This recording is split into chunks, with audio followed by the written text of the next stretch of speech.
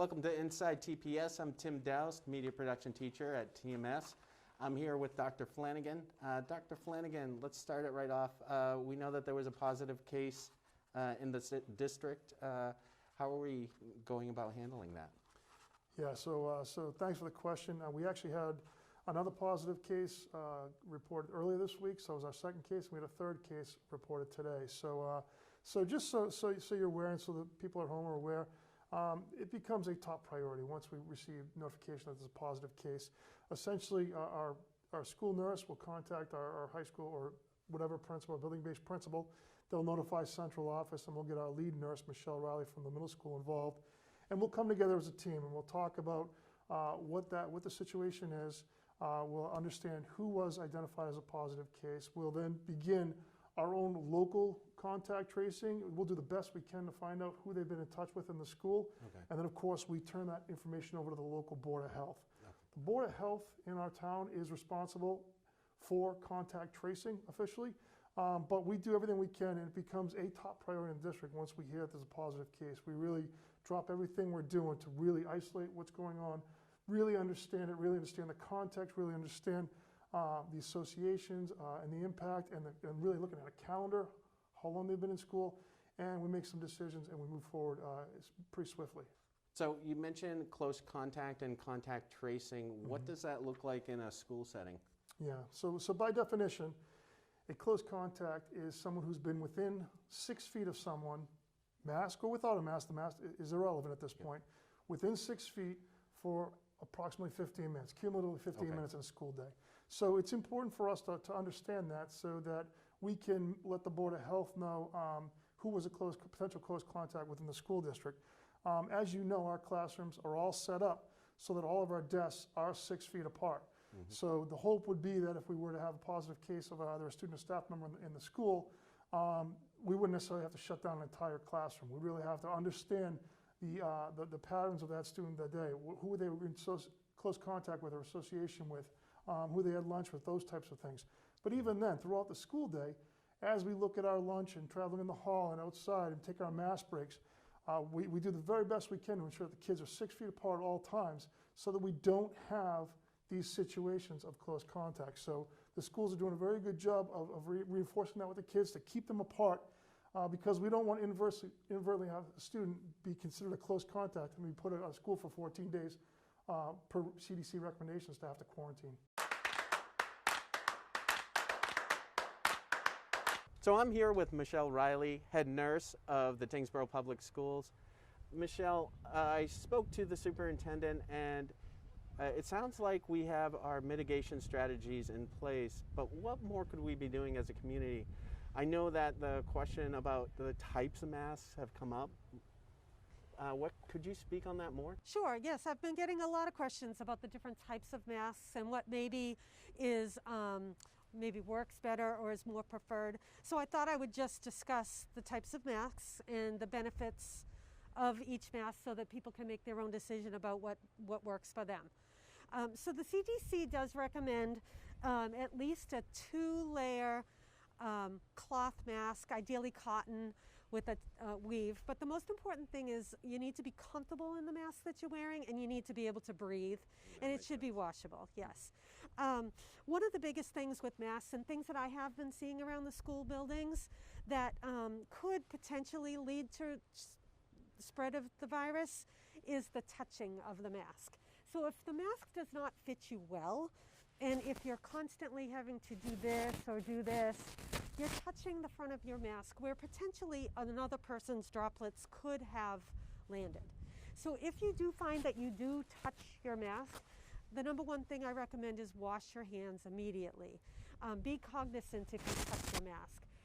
And make sure to wash your hands, because if the virus were to get on your hands and then you were to touch your eyes or your nose or your mouth, you could potentially become infected with the virus. And were there any examples of masks that you wanted to show and talk about? Sure, yeah. So this obviously is the cloth 2-ply. Mine actually is 3-ply.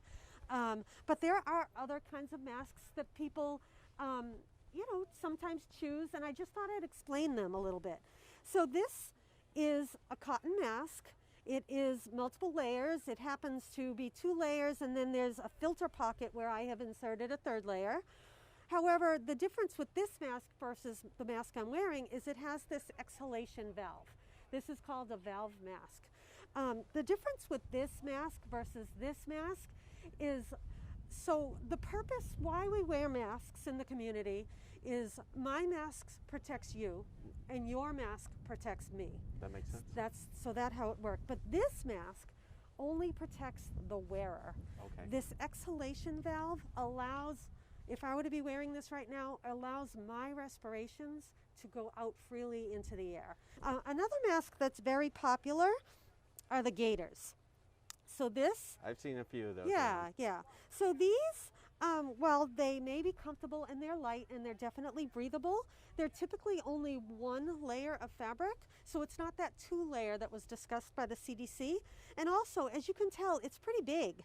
So depending upon the size of your body, you may have to adjust this quite a bit, and it may fall naturally on its own, and you may have to put it up. So there's several factors here that might make this not a good choice, and that might be, number one, the fact that it's one layer, so it's thin, so the droplets could escape much easier, and also that, again, you might be touching it a lot more. So I just wanted to give those few facts about different types of masks to help people in their decision-making process and when they're choosing a mask to wear every day.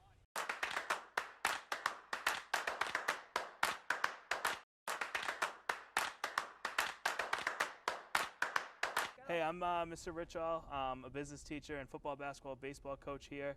Welcome to Inside TPS, the sports update. And I have the pleasure of having Ms. Palumbo here, the athletic director for Tingsboro Public Schools, here with us today so we can go over some things in regards to how athletics have been operating with all this going on.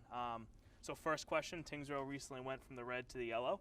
What does that mean for sports in general, athletics in general, as well as how are we taking precautions in regards to the guidelines? All right, well, thanks for interviewing me. It's my pleasure to be able to answer these questions for you. So we have finally we were in red for 2 weeks, and then we switched back to yellow. So what it means for us is that we can participate in athletics for the week. If we continue to trend, hopefully everyone stays socially distant, and we can continue to participate according to the rules of the EA and the MIAA. So they have also changed the rules now. So if you are, say a school goes into the red for 3 weeks, after that 3 weeks, then they would have to figure out what they're going to do. But if you're in red, you can't participate for that 3 weeks. But after that 3 weeks, then your season would probably be shut down. So we're hoping that we're continuing to trend down and stay in the yellow and hopefully go to green. But by them opening that up, it takes a lot of pressure off of us right now because there's a lot of stress, a lot of sleepless nights on the athletic director's end and the principal's end to make sure that our athletes can participate.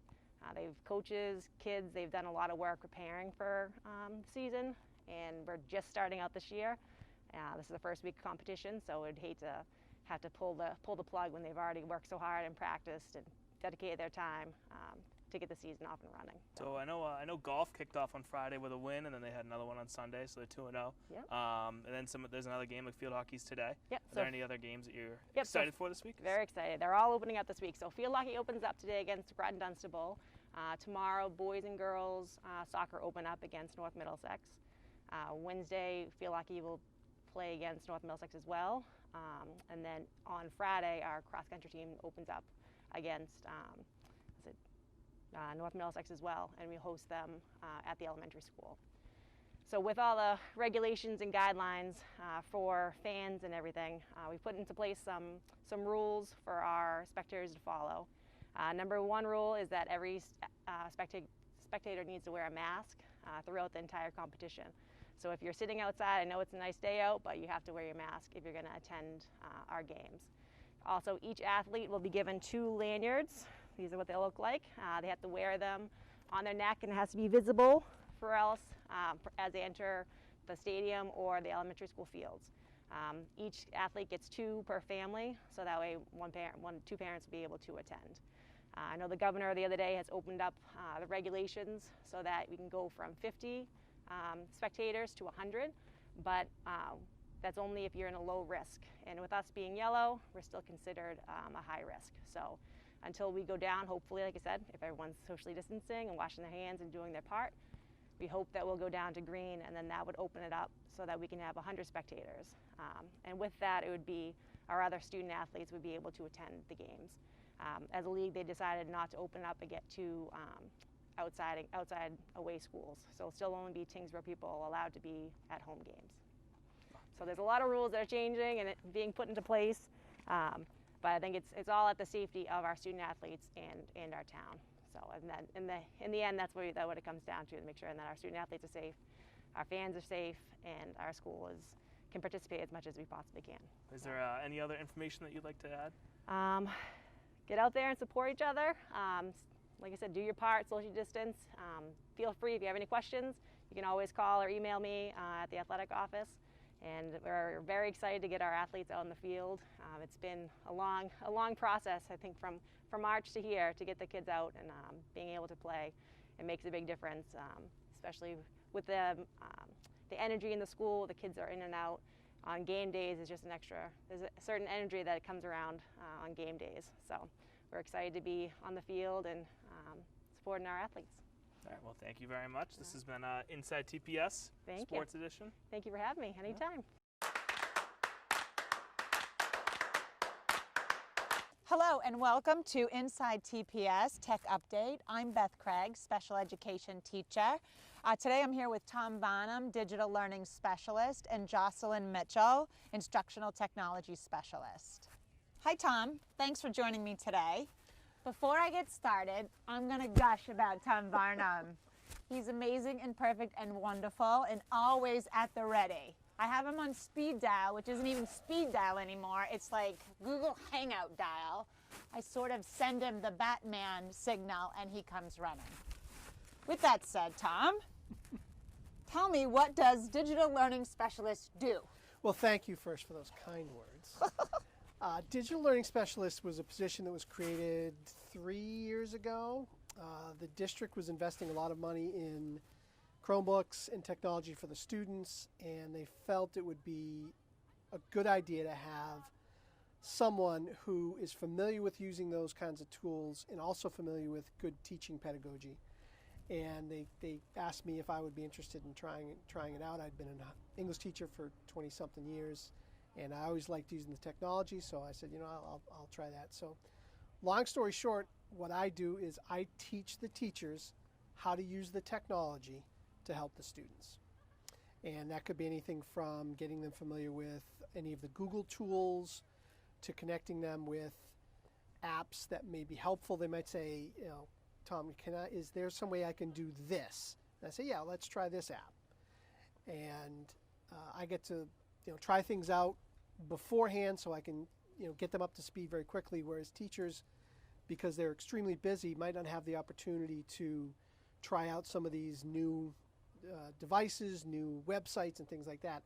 That's my job, to try them out, see if they're going to work, and then maybe pass that information on to the teachers. Well, I'm so thankful for that, because I know you have helped me a gazillion times, so I appreciate it. With the new concurrent model, what are some of the challenges and how are you balancing that?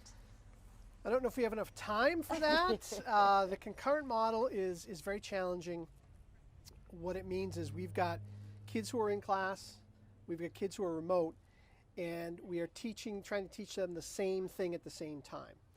So one of the big challenges is the video conferencing that is necessary so that the kids in school and the kids out at the remote settings are getting the same sort of instruction.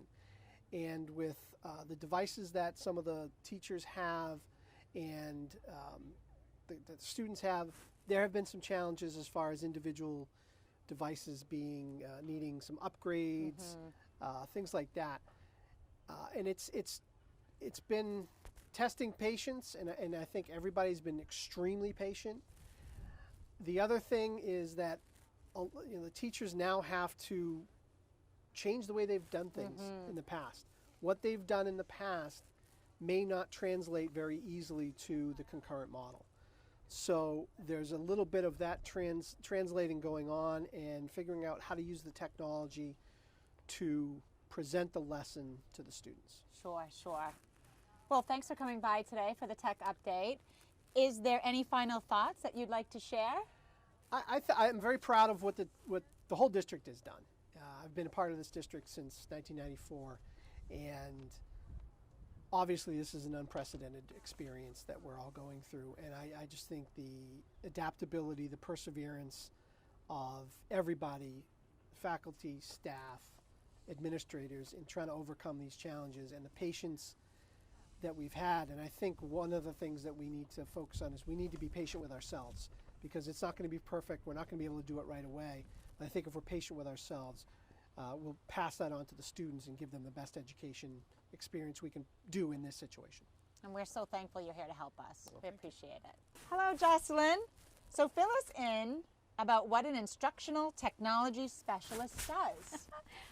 Very similar to what Tom Varnum does. I'm stationed at the elementary school, and my role there is to support the teachers, the staff, the administration in any technology needs that they have during the day. Another role that I have is the community support. So along with Director of Technology Derek Piper, I look at the remote help email and take any phone calls that are coming into the elementary school to help parents whose children are learning remotely. Oh, that's so great. What are you seeing as the biggest challenge parents and students face with technology, and how do you go about resolving that? I think the biggest challenge for parents right now is there's new computer applications, new devices. A lot of people aren't necessarily familiar with Chromebooks that they all have at home now. And I think just figuring out kind of how that works, and for a lot of parents, that panic of the kids go to sign in the morning and everything seems to be working and something stops. And so I think that's a challenge for them. I find the students are, specifically at the elementary school, and I'm sure in every school, are amazing in that they figure things out very quickly. So I've had a lot of experiences where I've troubleshooted with a student, and then I find out that they were able to troubleshoot for another student in the class or somebody at home who might have had the same issue. So Oh, that's great. it's been great. So helpful. Sometimes these kids, they know so much. Well, thanks for joining us for the tech update. Do you have any final thoughts you'd like to share? Just similar to Tom, this is my first year with the Tingsboro community, and I have been blown away by the just the patience, the understanding. Without exception, every phone call, every email, every classroom I've walked into, everyone is so appreciative of, trying to help. They're patient with the different problems that come up. It's really been wonderful to be here. It should be a positive moment for Tingsboro to have so much understanding and patience. Well, we're so happy to have you. Thank you Thank so you. much. I'd like to say thank you to Tom Varnum and Jocelyn Mitchell for joining me today. That's all for me. I'm Beth Craig for Tech Update. Thanks for tuning in.